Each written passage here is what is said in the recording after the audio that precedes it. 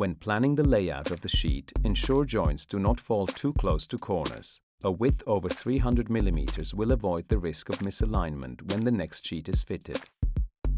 Once you have determined where the joint will fall, mark the line vertically on the wall.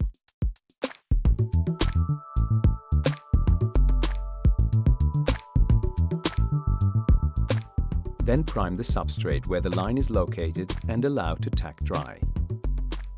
Take a roll of double-sided tape and apply this centrally to the line. Leave the protective cover in place until later.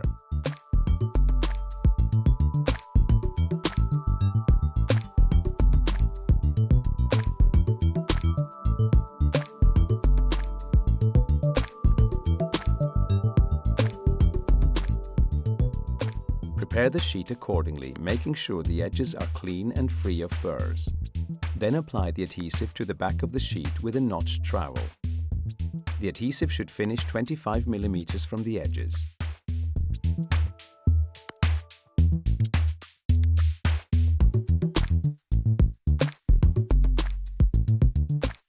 Offer the sheet to the wall, ensuring the datum lines match up, and then push the sheet firmly to the substrate. Use a hand roller during this process, but don't roll to the edge of the sheet. Run a knife down the edge of the sheet to cut through half the protective cover on the double-sided tape. Ease up the edge of the sheet and pull out that part of the protected cover. Press the sheet back to the tape and complete the hand rolling.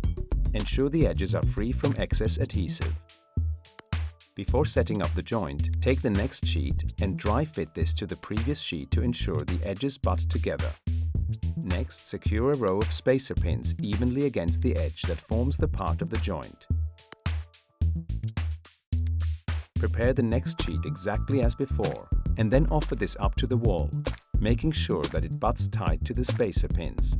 Apply even pressure to ensure the adhesive is fully transferred to the substrate, but don't roll completely to the edge of the sheet.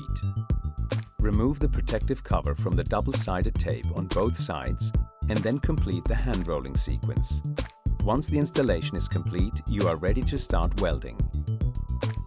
It's always good practice to carry out a test weld on a spare piece of sheet to make sure your temperature setting is suitable for the product and conditions.